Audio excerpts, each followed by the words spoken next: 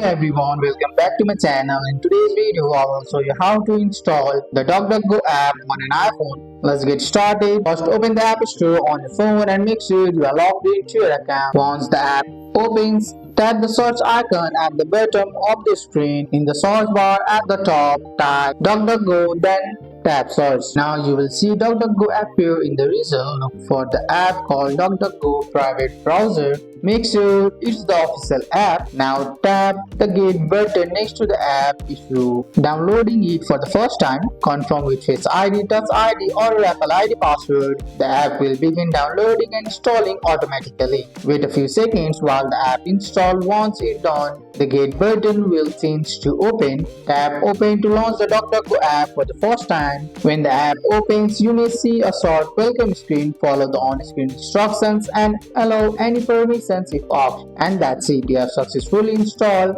and download DuckDuckGo on your iPhone. That's all for today's video, guys. I hope you guys like this video. If you found this video helpful, drop a like, subscribe for more videos. Thanks for watching. See you in the next one.